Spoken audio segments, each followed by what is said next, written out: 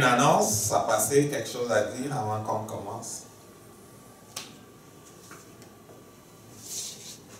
Non? Ok. On va commencer. Dimanche dernier, on a parlé de un peu la vision que le Père nous donne pour cette année. Et cela peut se résumer en ceci.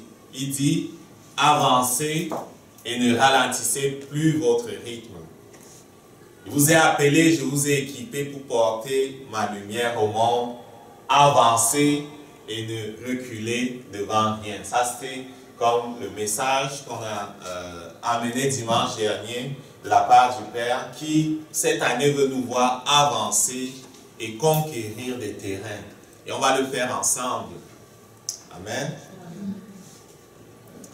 Je pensais faire un enseignement sur un thème précis, comme une doctrine chrétienne ce matin, mais le Père m'a poussé à parler plutôt de quelque chose d'autre qui va nous aider pendant l'année. Et le thème, c'est comme « Ne résiste pas le Saint-Esprit ». En général, je n'aime pas aller dans cette direction-là quand j'apporte des messages. C'est comme un avertissement.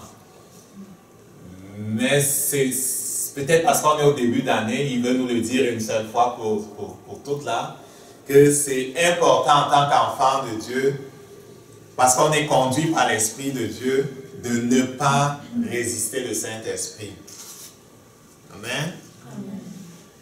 C'est contre nature pour une personne née de nouveau et même baptisée de ne pas écouter le Saint-Esprit. C'est contre nature. Quand je dis ça, est-ce qu'on comprend?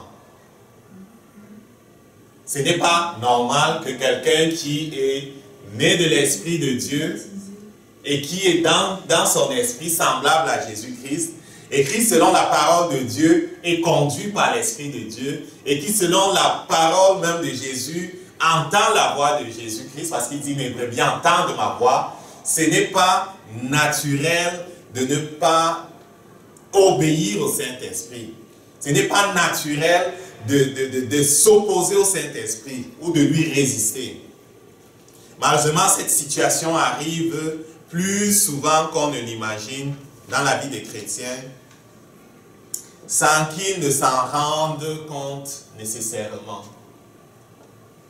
Parfois, sans se rendre compte, on résiste le Saint-Esprit.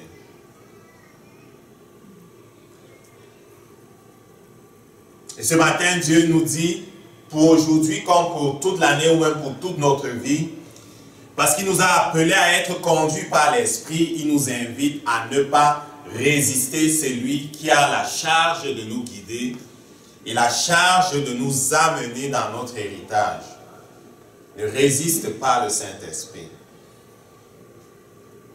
Père, nous prions que ce matin, par ton Esprit, qui est venu prendre ce qu'il y a à Jésus et nous donner, tu nous parles encore de façon précise et nous montres comment nous devons nous soumettre à lui pour ne pas lui résister d'aucune façon.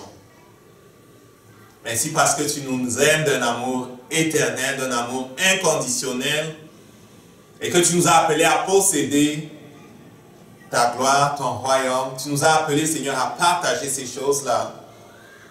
Te bénissons parce que c'est un privilège de te connaître. Saint-Esprit, manifeste-toi encore ce matin. Merci parce que tu es fidèle. Merci parce que tu es bon. Amen.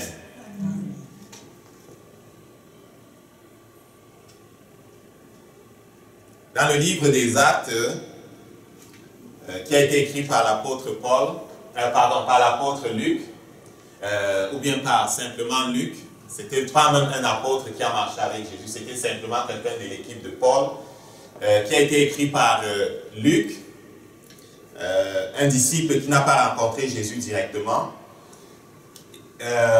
On voit l'histoire du commencement de l'Église. Et le livre des Actes couvre une période de 30 ans. Ça commence avec la naissance de l'Église, ça se termine avec Paul qui est emprisonné à Rome. Et cela parle de la naissance de l'Église et de comment l'Église naît à Jérusalem, sort de Jérusalem et va jusqu'aux extrémités du monde. Au chapitre 7 de ce livre-là, on voit en discussion Étienne avec les prêtres, les sacrificateurs, les sadducéens et les hommes religieux de l'époque. Et il leur explique les raisons de sa foi, il leur explique certaines choses. Il faut dire que lorsque les disciples de Jésus avaient commencé à prêcher l'évangile, ils ont été persécutés. Ils ont été persécutés parce qu'ils annonçaient quelqu'un qui avait été mis à mort, quelqu'un qui avait été présenté comme ne venant pas de Dieu, et ils faisaient des miracles au nom de cette personne-là. Ok? Dans Actes au chapitre 3, Pierre et Jean montent à la synagogue pour prier. C'était dans l'après-midi. Rencontrent quelqu'un qui était malade et au nom de Jésus, ils le guérissent. Plus tard, on se saisit d'eux et on leur dit, au nom de qui avez-vous guéri cet homme? Il dit, c'est au nom de Jésus. On les jette en prison. L'ange les fait sortir de la prison et les envoie continuer de prêcher. Et on les arrête à nouveau et on leur interdit de prêcher au nom de Jésus, d'enseigner au nom de Jésus. En fait, ils sont persécutés.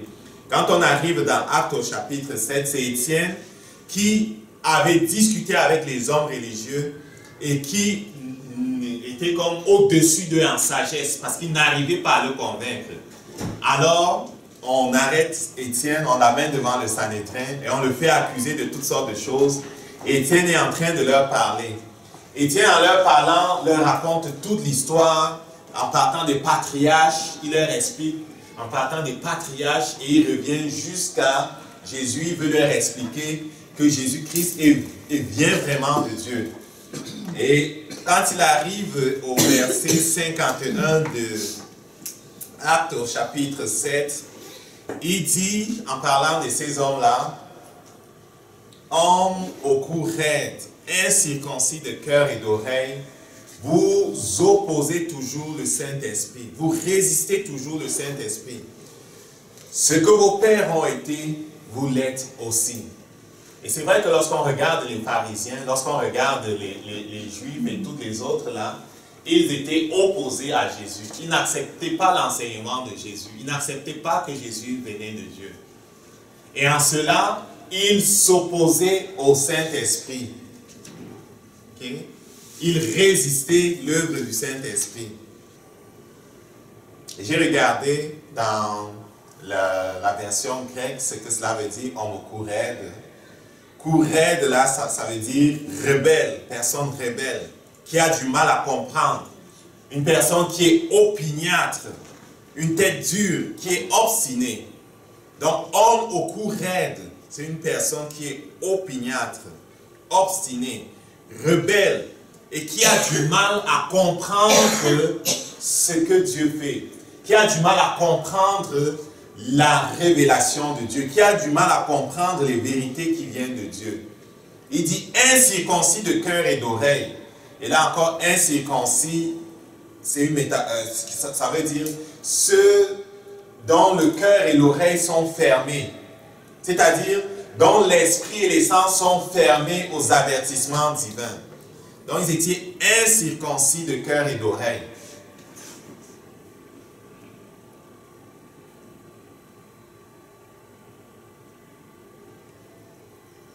À cause de ce qui n'était pas capable de comprendre la révélation de Dieu, ils s'opposaient au Saint-Esprit.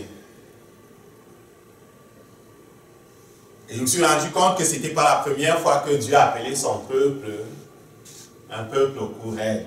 Même dans l'Ancien Testament déjà, il appelait du cou raide. On se rappelle que quand il a fait sortir son peuple avec Moïse, sous la conduite de Moïse de l'Égypte, et qu'il les a amenés dans le désert, eux, ils avaient toutes sortes de réclamations qu'ils faisaient. Ils voulaient rentrer en Égypte. Ils disaient que c'était mieux en Égypte plutôt que d'être libres comme ils étaient. Ils faisaient toutes sortes de réclamations. Ils posaient toutes sortes de problèmes. Au point où, à un moment donné, Dieu a même dit à Moïse, je ne vais pas aller avec vous. Parce que si je vais avec vous pour vous conduire dans la terre promise, à cause de la dureté de cœur de ce peuple-là. Il dit c'est un peuple au cou raide, Exode 32, verset 9. À cause de la dureté de leur cœur, je vais les détruire dans le désert. Je préfère ne pas me déplacer avec vous. À plusieurs reprises, il les appelait un peuple au cou raide. Pourquoi? Parce qu'ils étaient incapables de comprendre ce que Dieu fait. Ils étaient incapables de comprendre ce que Dieu fait et surtout, ils étaient désobéissants.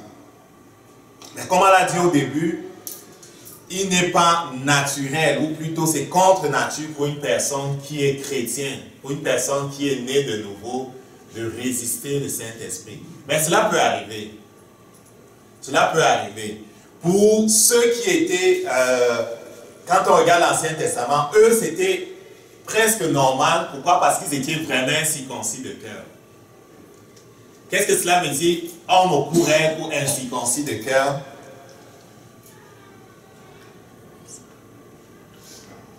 C'est quelqu'un qui est encore dominé par le naturel. Parce que la nouvelle naissance est présentée comme une circoncision de notre cœur. C'est présenté comme une circoncision de notre cœur. Un acte par lequel Dieu nous a séparés de notre nature de péché. Un acte par lequel il a mis à mort ce qui en nous était péché. Okay? C'est pour ça que lorsque quelqu'un devient chrétien, on ne peut plus dire qu'il est incirconcis de cœur et d'oreille, parce que ce n'est pas vrai.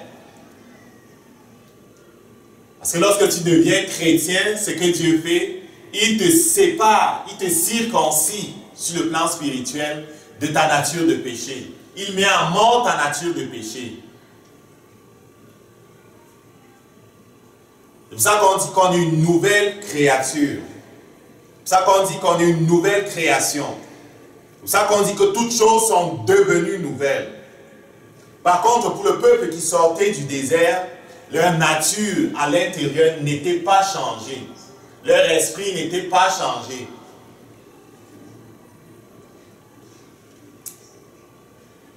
Et donc, d'une certaine façon, c'était un peu normal qu'ils aient de la peine à suivre Dieu. Ok? Mais pour toi aujourd'hui qui est régénéré et qui a été comme séparé de la nature de péché, il n'est pas normal que tu résistes le Saint-Esprit. Mais ça peut arriver et on va voir comment ça arrive souvent. Dans le livre de Zacharie, au chapitre 7, verset 12, il est écrit: « Et ils rendirent leur cœur dur comme un diamant pour ne pas écouter la loi et les paroles que l'Éternel des armées a envoyées par son esprit, par les premiers prophètes. Il y eut une grande colère de la part de l'Éternel des armées. » Qu'est-ce que ce verset dit? Ce verset dit que le peuple avait rendu dur son cœur. Avait rendu dur son cœur pour ne pas écouter les paroles que l'Éternel des armées avait envoyées par son esprit. Et chaque fois dans la parole de Dieu qu'on parle d'écouter, ce n'est pas simplement entendre avec les oreilles, mais c'est obéir. Écouter dans la parole de Dieu, cela veut dire entendre et obéir. Alors ils ont rendu dur leur cœur pour ne pas entendre et obéir les préceptes que Dieu leur donnait, les commandements que Dieu leur donnait.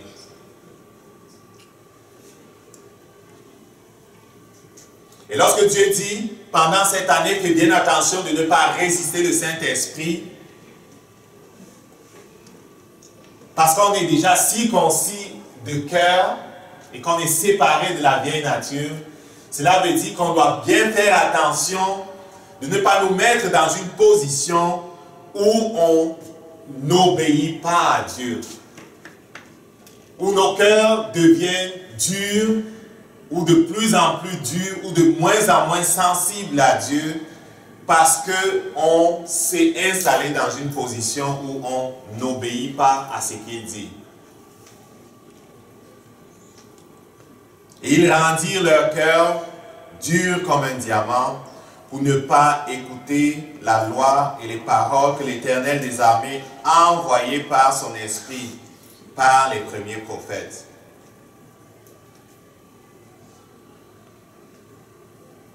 Tu vois, certains vont dire, mais si je n'obéis pas, c'est parce que je ne suis pas sûr que la parole là vient de Dieu.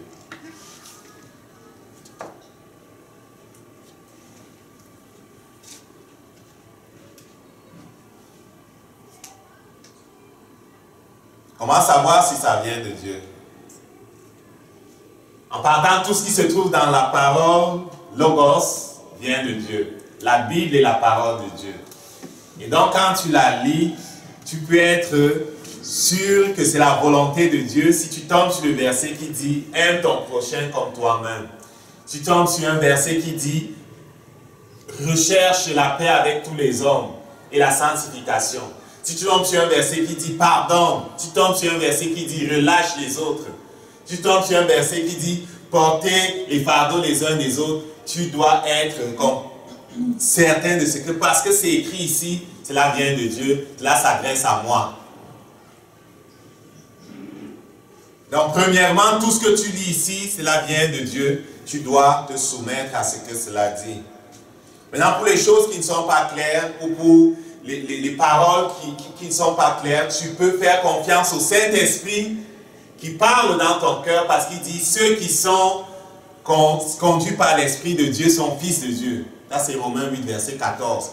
Si tu es né de nouveau, l'Esprit de Dieu te conduit. Ou te parle, si tu veux. Si tu es né de nouveau, l'Esprit de Dieu te parle. Si tu es chrétien, l'Esprit de Dieu te parle. Parce que Jésus dit, mes brebis entendent ma voix. Si tu es chrétien, tu entends la voix de Dieu. Mais tu peux, à cause de la désobéissance et à cause de toutes sortes de raisons, te placer sur un terrain où tu n'entends plus la voix de Dieu. Parce que lorsqu'il a parlé, tu n'as pas obéi. Et quand tu commences à ne pas obéir ce que Dieu te dit, tu te mets sur un terrain où ton cœur devient de moins en moins sensible à ce que Dieu dit, parce que tu es dans la rébellion. Et qu'est-ce qu'il disait à son peuple?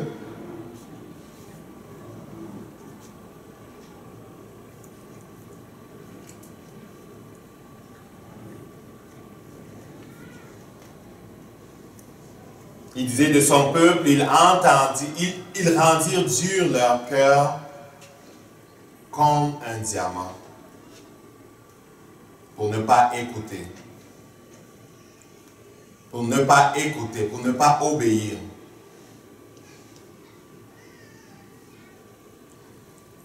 Et parfois on refuse d'obéir parce qu'on n'est pas sûr que, en obéissant, même quand on sait que c'est Dieu qui l'a dit, on n'est pas sûr qu'on va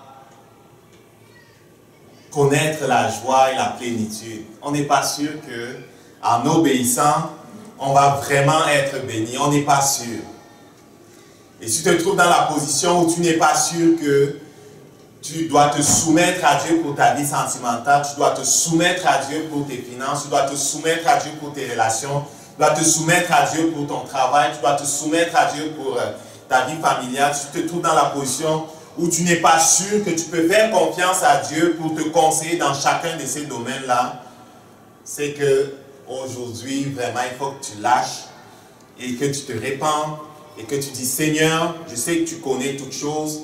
Peut-être je ne vois pas ce que l'obéissance à tel précepte apporte comme résultat, mais parce que j'ai confiance en ton amour, je vais me soumettre et obéir. Amen. Parce que qu'est-ce qui arrive si tu te mets sur ce terrain où tu résistes le Saint-Esprit? Tu ne vas pas posséder ce que Dieu veut te donner. Amen. C'est pour ça, après nous avoir dit, avancez, ne ralentissez pas votre rythme.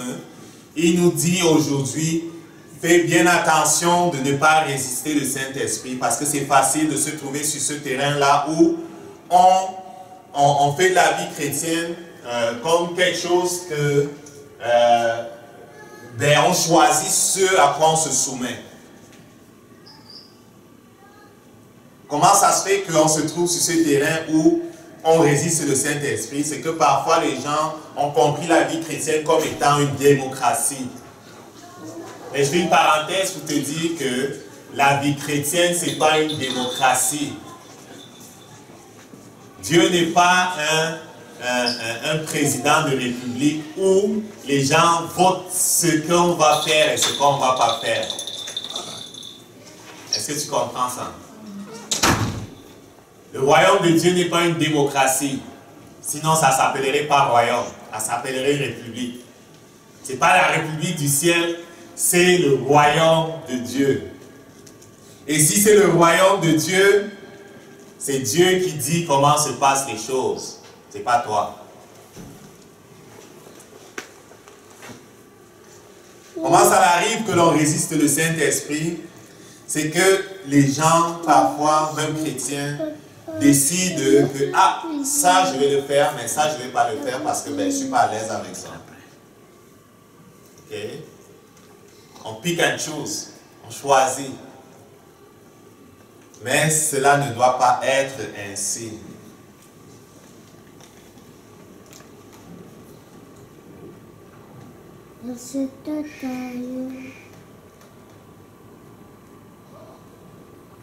Qu'est-ce qui arrive lorsqu'on résiste le Saint-Esprit? Je vais prendre l'exemple des pharisiens. Les pharisiens, les juifs et les prêtres, tous ils avaient la loi de Moïse, ils attendaient la révélation, ils attendaient la manifestation du royaume de Dieu. Ils attendaient la manifestation, la réalisation des prophéties qu'ils avaient reçues. Ils attendaient quelque chose de la part de Dieu. Voilà que paraît l'homme de Dieu qu'on appelle Jean-Baptiste et qui se met à prêcher la repentance. Il prêche le baptême en vue de se préparer pour recevoir Jésus-Christ. Plusieurs l'ont reçu, plusieurs l'ont écouté, plusieurs sont venus se faire baptiser par Jean. Mais beaucoup de pharisiens et de chefs religieux n'ont pas accepté le message de Jean-Baptiste. Est-ce que tu sais ça? Plusieurs n'ont pas accepté le message de Jean-Baptiste. Dans Marc au chapitre 11, au verset 30, Jésus-Christ est en discussion avec des pharisiens et des docteurs de la loi, comme d'habitude, qui étaient venus pour le piéger, pour lui poser une question. Et on lui demande de quelle autorité fais-tu ce que tu fais? Marc 11, verset 27. Il se rendit de nouveau à Jérusalem. Il se rendit de nouveau à Jérusalem. Et pendant que Jésus se promenait dans le temple, les principaux sacrificateurs, les scribes, les anciens vinrent à lui et lui dit: par quelle autorité fais-tu ces choses? Et qui t'a donné l'autorité de les faire? Jésus leur répondit: je vous adresserai aussi une question. Répondez-moi et je vous dirai par quelle autorité je fais ces choses. Le baptême de Jean venait-il du ciel ou des hommes? Répondez-moi. Mais ils raisonnèrent ainsi entre eux: si nous répondons du ciel, il dira: pourquoi donc n'avez-vous pas cru en lui? Donc ils n'avaient pas cru en lui. Est-ce que vous comprenez? Ils n'avaient pas cru en Jean-Baptiste. Ils s'attendaient à ce que Dieu fasse quelque chose. Ils s'attendaient à ce que Dieu les amène dans la promesse qu'il avait fait à David, qu'il avait fait à Abraham. Ils s'attendaient à ce que Dieu restaure le royaume d'Israël. Mais lorsque Dieu met en branle le plan qui va restaurer le royaume d'Israël, qui va les amener dans leur héritage, qui va les amener dans la vraie liberté, ils résistent au Saint-Esprit, ils refusent de recevoir l'envoyé de Dieu, ils s'opposent à Jean-Baptiste et plus tard, leur opposition à Jésus-Christ fera qu'ils le clouent même à la croix et qu'ils combattent férocement l'Église qui va naître et qu'ils vont jusqu'à détruire non seulement les chrétiens qui étaient à Jérusalem, mais ils poursuivaient même les chrétiens au-delà de Jérusalem pour les détruire. Donc ils raisonnèrent ainsi entre eux: si nous répondons du ciel, il dira: pourquoi donc n'avez-vous pas cru en lui? Marc 11, verset 32. Et si nous répondons des hommes, ils craignaient le peuple, car tous tenaient réellement Jean pour un prophète. Alors ils répondirent à Jésus: nous ne le savons pas. Jésus leur dit: moi non plus, je ne vous dirai pas par quelle autorité je fais ces choses. Voilà des hommes qui avaient la loi de Moïse, qui la lisaient, qui connaissaient la volonté de Dieu, mais qui à cause de toutes sortes de raisons s'étaient trouvés sur ce terrain-là où leur cœur était devenu dur, où leur nuque était devenue raide et où ils n'étaient plus capables de reconnaître l'œuvre du Saint-Esprit. Ils n'étaient plus capables de reconnaître ce que Dieu fait.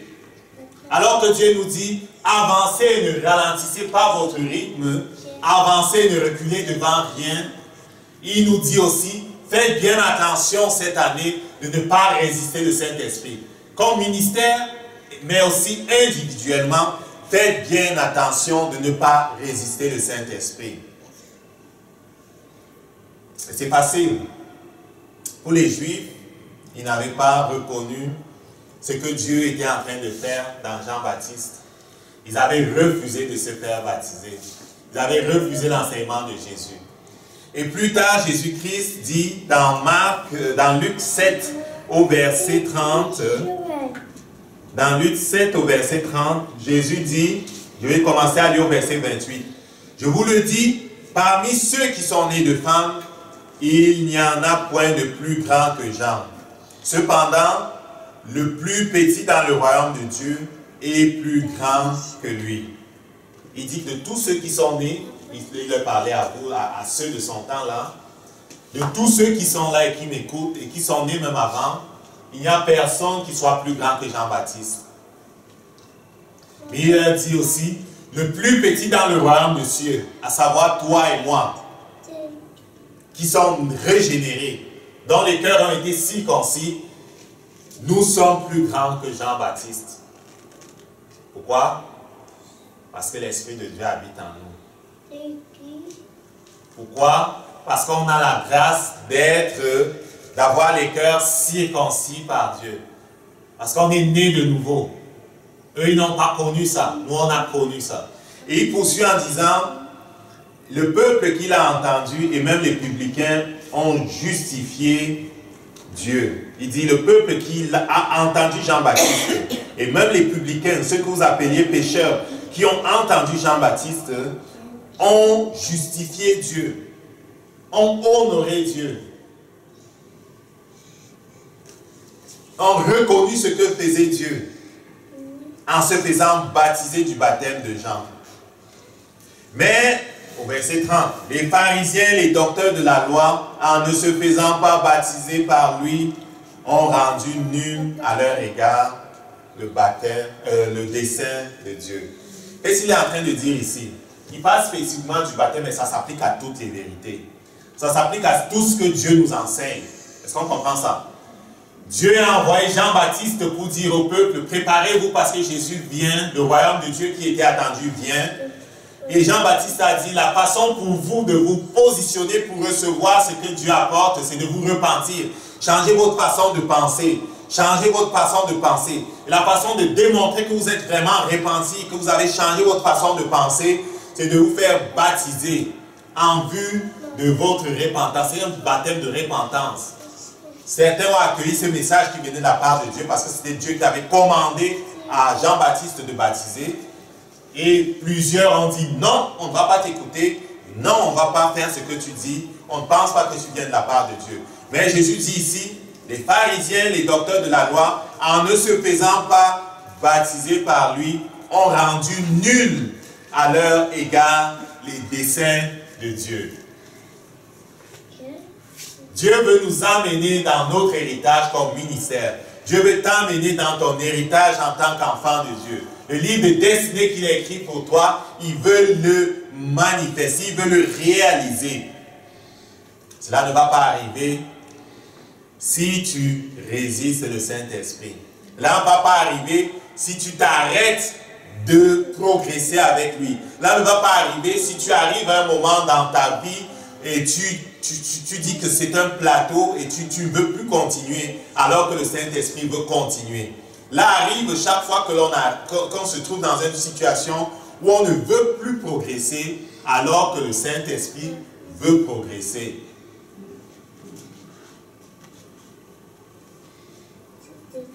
Et Jésus dit, lorsque tu arrêtes d'avancer avec le Saint-Esprit, lorsque tu lui résistes, tu rends nul à ton égard les desseins de Dieu.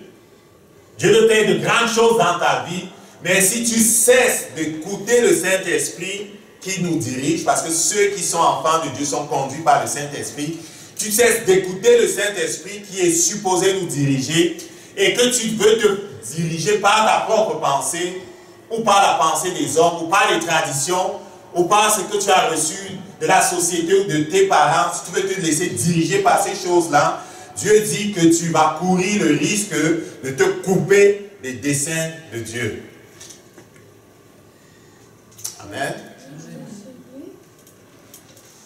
Certains diront, mais on a toujours fait comme ça, on a toujours fait comme ça. Écoute, quand le Saint-Esprit te dit de faire comme ça, tu oublies les autres façons. Ok? Quand le Saint-Esprit te dit d'aller à gauche, même si tout le monde va à droite, va à gauche. Autrement, tu te mettrais en position où tu résistes le Saint-Esprit. Tu te mettrais en position où tu n'es plus conduit par l'Esprit de Dieu, mais où tu es conduit par tes sentiments, où tu es conduit par ce que pensent les autres, où tu es conduit par ce que dit la société, où tu es conduit par les traditions de ton église ou je ne sais plus de qui.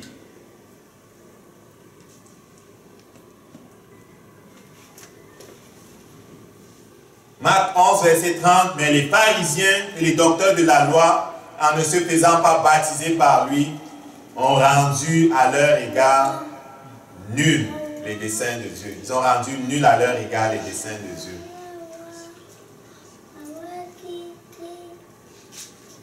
C'est contre nature pour un enfant de Dieu, pour une personne qui est vraiment régénérée, pour une personne qui est circoncis de cœur, c'est contre nature de ne pas obéir le Saint-Esprit. Amen. C'est vraiment pas normal. C'est vraiment pas normal. Et donc, si tu veux posséder ton héritage, si tu veux posséder la plénitude dont parle Dieu, l'abondance dont parle Dieu, il faudra obéir tout le temps. Tout le temps. Et tu n'as pas toujours besoin de tout comprendre ou même de voir le big picture pour obéir. De voir la grande, comment dire ça, de voir tout clair avant d'obéir. Parce qu'Abraham, par exemple, il a dit, quitte ton pays, la maison de ton père, et va dans le pays que je te montrerai. Il ne lui a même pas dit où. Quitte ton pays, va là où je te montrerai. Abraham était sûr de quoi? Il était sûr qu'il avait entendu la voix de Dieu. Mais il ne savait même pas encore où il irait.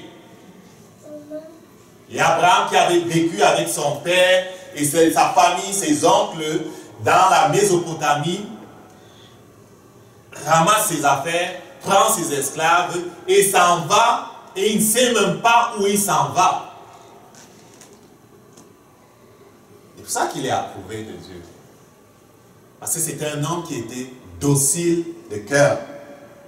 Certains aujourd'hui sont chrétiens, quand Dieu parle, ils veulent tout comprendre. Ils veulent tout comprendre avant de s'engager. Il veut comprendre la Trinité, il veut comprendre l'enfer, le ciel, il veut comprendre pourquoi il y a le mal dans le monde. Il veut tout comprendre avant d'obéir. Ça ne marche pas comme ça. Ok? On doit faire comme Abraham. Quand on est sûr que c'est Dieu qui a parlé, quand on a entendu sa voix, on s'en va dans la direction qu'il nous a montrée. Même si on ne voit pas encore la fin de la route, on s'engage simplement parce que Dieu a parlé.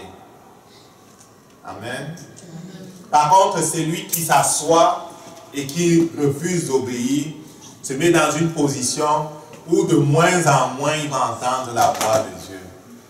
Et le christianisme qu'il va vivre sera un christianisme qui est simplement traditionnel. Ce ne sera pas vivant. Ce sera simplement traditionnel. Quelque chose qui va manquer de vie. C'est ça que dans les épîtres, parlant de certaines personnes qui vivent de cette façon-là, on dit que ils professent connaître Dieu, mais ils ont négligé celui qui est la source de la puissance même. En sorte qu'ils font toutes sortes d'actes, mais il n'y a pas de puissance et de vie. Parce que tellement le cœur est devenu dur qu'ils n'entendent plus le Saint-Esprit. Et si tu ne vis pas à partir de la révélation du Saint-Esprit, il n'y a plus de vie. Mais on ne veut pas d'un christianisme qui est mort, qui est simplement on fait parce qu'on a toujours fait. Mais on veut d'un christianisme vivant. Dieu te parle à chaque jour. Ces paroles arrivent dans ton oreille à chaque jour. À chaque jour, il te parle et il t'invite à avancer avec son Saint-Esprit.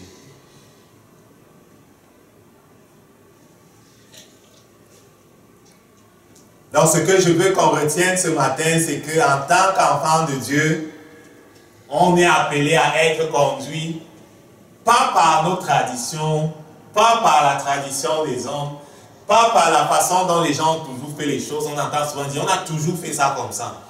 Même pas par le fait qu'il y a beaucoup de gens qui pensent de cette façon. Donc, Dieu ne peut pas condamner tout le monde qui pense de cette façon. Est-ce qu'on comprend ça? On doit faire ce que Dieu nous dit de faire. Ok? Tu dois faire dans ta vie sentimentale ce que Dieu te dit de faire. Oublie tes amis, oublie les autres. Est-ce qu'on comprend ça? Tu dois faire ce que Dieu te dit de faire et ne pas tenir compte de ce que fait la société, les hommes. Cela vaut pour tes finances, cela vaut pour ta santé, cela vaut pour tous les domaines de ta vie. On n'est pas conduit par ce qu'on pense, on est conduit par l'Esprit de Dieu. On n'est pas dans une démocratie, on est dans un royaume. Mais je veux dire et redire que notre Père est plein d'amour. Jamais il n'a dit à quelqu'un d'aller à gauche et c'était pour le perdre. Jamais il n'a dit à quelqu'un d'aller à droite et que son intention était pour le perdre. Jamais. Jamais, jamais, jamais, jamais. Il n'est pas comme ça. Il n'est pas comme ça. Dieu est bon. Il t'aime d'un amour éternel. Et même si tu choisis de résister au Saint-Esprit, Dieu va continuer de t'aimer parce qu'il est amour. Il va voir comment tu te détruis. Il va voir comment tu manques des choses. Mais il va pleurer et continuer de t'aimer parce qu'il ne va pas te forcer. Dieu est essentiellement bon. L'autre jour, j'étais à quelque part et quelqu'un disait, en fait, on était allé consoler quelqu'un qui a perdu son frère. Et un autre lui dit que j'espère que tu as compris le message que Dieu t'envoie maintenant, parce que l'autre, il n'est pas encore engagé. J'espère que tu as compris le message que Dieu t'envoie et que tu vas maintenant t'engager pour Jésus. C'est pas vrai. Dieu n'a pas besoin de tuer quelqu'un pour t'envoyer un message. Hein? Ça ne vient pas de Dieu, ce genre de message. Hein? Dieu n'a pas besoin de tuer ta mère pour t'obliger à devenir chrétien. Pour de tuer ton père pour t'obliger à devenir chrétien. Il n'a pas besoin de ça.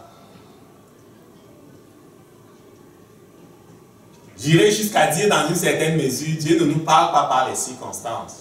Souvent, je croyais qu'il nous parle par les circonstances.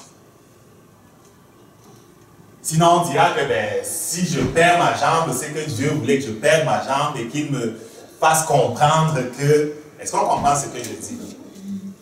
Parce que celui-là disait que j'espère que tu as compris maintenant. J'espère que tu comprends le message que Dieu t'envoie, en quelque sorte. Parfois, on dit ça. Hein? Un malheur arrive à quelqu'un et on dit que j'espère que tu entends le message que Dieu t'envoie parce que tu es têtu. Voilà un message qui est éloquent et j'espère que tu as compris maintenant. Non, ça ne vient pas de Dieu. Par contre, pour ce qui est des circonstances, c'est une parenthèse que je fais. Qu'est-ce que veut dire? Simplement dire Dieu est amour. C'est une parenthèse que je fais. Par contre, pour ce qui est des circonstances, lorsqu'elles sont négatives à cause de ce qu'on a quitté le terrain de Dieu, Dieu espère que l'on comprenne, que l'on se ressaisisse. Comme le fils prodigue que s'est ressaisi lorsqu'il se retrouvait à l'étranger, lui, fils d'un papa riche, il se retrouvait à l'étranger et travaillant dans une porcherie et il n'avait même pas le droit de manger la nourriture qu'il donnait au porc. Il était rendu vraiment bas. Et la parole de Dieu dit, ça c'est dans Luc au chapitre 15, qu'il est rentré en lui-même et il a raisonné. Et écoute, je suis ici à l'étranger, je vis moins qu'un esclave, alors que dans la maison de mon père, ceux qui travaillent pour mon père et qui sont esclaves, ils mangent à satiété, ils vivent comme des princes, ils sont comme des hommes libres. Voici ce que je ferai. Je vais rentrer, je vais à mon père et je vais lui dire, écoute père, j'ai péché contre Dieu et contre toi. Prends-moi comme ton esclave parce qu'en étranger, je vis moins qu'un esclave.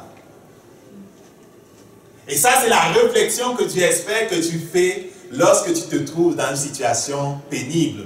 Mais ce n'est pas Dieu qui a créé la situation pénible. C'est ta désobéissance qui a permis à Satan de te frapper et que tu te retrouves dans une situation pénible. La désobéissance de cet enfant-là qui a fait que, et sa rébellion qui a fait qu'il demande l'argent à son père, qu'il s'éloigne de la maison de son père où se trouvait la protection et qu'il dilapide les biens et qui se retrouve maintenant à travailler dans une porcherie et à manger la nourriture qu'il donnait au porc. Il était moins qu'un esclave. Il est rentré à lui-même, il a raisonné. Ce n'est pas son père qui l'a envoyé là-bas. Ce n'est pas son père qui a créé la situation pour lui. Ce n'est jamais Dieu qui crée les situations pour nous. Mais lorsqu'on s'éloigne de lui et qu'on se retrouve dans des situations compliquées, il espère qu'on va écouter le Saint-Esprit qui va nous amener dans le raisonnement de ce que ce n'est pas l'abondance dont le Père me parle. Se pourrait-il que je me sois éloigné de sa couverture? Ce n'est pas l'abondance qu'il me parle. Qu'est-ce que j'ai manqué? Il espère qu'on comprenne et qu'on réfléchisse et que l'on prenne des actions qui vont nous ramener dans notre position où on règne. Amen. Donc il dit, avancez, ne ralentissez pas votre rythme, avancez, ne reculez devant rien et surtout ne résistez pas le Saint-Esprit.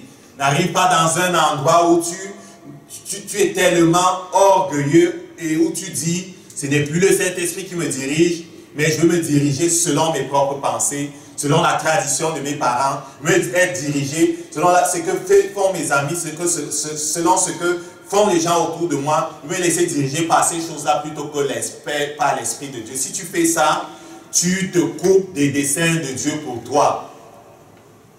Amen. Donc c'est un avertissement pour nous tous, de savoir que Dieu nous parle et nous conduit et nous appelle à être conduits simplement par son Esprit. Et lorsque le Saint-Esprit parle, s'il te plaît, fais comme Abraham, ne cherche pas à tout comprendre parce que le Saint-Esprit ne te dira pas tout dès le début. Lorsqu'il parle, obéis simplement et avance. Amen. Et c'est de là que vient la bénédiction. Parce que lorsque tu obéis au Saint-Esprit qui est venu prendre ce qui a Jésus et te donner, lorsque tu obéis au Saint-Esprit qui est celui qui a pour mission de nous mettre dans notre héritage, de nous faire posséder ce qui est à nous, lorsque tu lui obéis, il peut te faire posséder cela. Amen. Moi, je peux rendre témoignage de ce que chaque fois que j'ai obéi, même sans comprendre, il a découlé toujours de bonnes choses. Toujours de bonnes choses. Que ce soit dans la vie sentimentale, dans les finances, dans n'importe quoi là, chaque fois que j'ai obéi, il n'en a découlé que de bonnes choses. Certains par exemple vont dire pour ce qui est la vie sentimentale, aïe! Tout mais sauf là, je ne peux pas demander à Dieu pour mon mari, parce que là, il va me donner quelqu'un qui n'est pas à mon goût. Hein? Écoute là, tu peux faire confiance à Dieu. Même pour ton mari. Hein, Soraya? Tu peux lui faire confiance. Il ne va pas te donner quelqu'un qui est mauvais là. Amen. Je le dis pour chacun de nous, on peut lui faire confiance. Pour tes finances, tu peux lui faire confiance. Pour ta vie professionnelle, tu peux lui faire confiance. Pour tes orientations de carrière, tu peux lui faire confiance. Tu peux lui demander et il va te montrer. Tu peux lui demander, il va te montrer. Amen. Mais parfois, le Saint-Esprit va prendre les devants et te montrer les choses à faire. Tu n'auras pas à demander, il va te montrer les choses à faire. Lorsqu'il te montre les choses à faire, ne lui résiste pas. Amen. Amen. J'espère qu'on a compris. On va prier. Je ne sais pas s'il y a un domaine dans ta vie où Dieu t'a parlé, où tu réfléchissais, si tu vas faire ce qu'il te dit ou pas. Abraham n'a pas réfléchi. Lorsque Dieu a parlé, il a pacté ses affaires, il a dit au revoir à son père, à son frère, il a dit au revoir à tout le monde, il a pris ses esclaves, il a pris ses animaux, il est parti. Il ne savait même pas où il partait. Mais il est parti. Je ne sais pas si Dieu te parle pour ce qui est de tes finances, pour ce qui est de ta vie sentimentale. Je ne sais pas si Dieu t'a dit quelque chose et tu réfléchis si tu vas faire ce qu'il te dit ou pas. Pour les autres domaines de ta vie, pour ta vie spirituelle. Je ne sais pas si Dieu t'a parlé dans une direction ou dans une autre et que tu es en train de réfléchir. Est-ce que je vais faire ce qu'il me dit ou pas? S'il te plaît, cesse de réfléchir. Dieu est amour. Ce qu'il veut, c'est ton bien. Ce qu'il veut, c'est ton bien. Prenons le temps de nous repentir si on a résisté à l'Esprit de Dieu. Prenons le temps de nous repentir maintenant, de demander pardon. Prenons le temps de nous repentir si on s'est laissé conduire par nos sentiments, par ce que pensent les autres. La parole de Dieu dit dans Romains 8 au verset 14 que ceux qui sont conduits par l'Esprit de Dieu sont fils de Dieu. Cela veut dire quoi? Cela veut dire qu'on est conduit par l'Esprit de Dieu et non pas par nos sentiments et non pas par ce que les gens disent, pensent et non pas par les traditions de nos parents et non pas je ne sais plus par quoi. On est conduit par l'Esprit de Dieu. Donc si tu es laissé conduire par autre chose, répands-toi. Demande pardon à Dieu. Et prends la résolution de te laisser conduire seulement par l'Esprit de Dieu. Cela va faire que parfois tu vas être seul. Ce n'est pas grave. Si tu es avec Jésus, c'est la majorité. Ce qui importe, c'est que tu sois avec Jésus. Amen. Tu n'as pas besoin de tout le monde. Pourtant que tu peux être avec eux, oui, sois avec eux. Mais si être avec les gens me dit déshonorer mon Seigneur, je préfère être seul. Est-ce que tu comprends ça? Il faut tout faire pour être avec les gens. Mais si être avec les gens, que ce soit dans leur position, dans ci et dans ça, veut dire déshonorer, résister le Saint-Esprit, je préfère être seul. Et ça doit être ton mindset, ça doit être ta façon de réfléchir, de penser. Amen. Père, nous te rendons grâce parce que tu es avec nous. Tu nous as appelés à ton royaume et à ta gloire. Et nous te demandons pardon là où nous t'avons résisté, Saint-Esprit. Nous te demandons pardon là où nous sommes laissés conduire par nos pensées, par nos sentiments, par la tradition de nos familles. Nous nous sommes laissés conduire par la religion des hommes. Nous te demandons pardon. Nous reconnaissons que c'est la vérité, que ceux qui sont conduits par l'Esprit de Dieu sont fils de Dieu et donc que nous sommes conduits par ton Esprit. Père, nous prions que tu nous ramènes sur le terrain de l'obéissance. Nous nous engageons même, Seigneur, à faire ta volonté. Et j'espère que c'est la vérité pour toi, que vraiment tu t'engages à te laisser conduire par lui. Amen. Père, nous nous engageons à nous laisser conduire par toi chaque jour. Nous ne voulons pas résister à ton esprit. Nous ne voulons pas, Seigneur, rendre nuls les desseins de Dieu pour nous. Que ton nom soit sanctifié, Père. Que ton nom soit sanctifié. Au nom de Jésus. Amen. Amen. Je vous demande pardon. Je croyais l'avoir mis sur le cœur. Amen. Amen.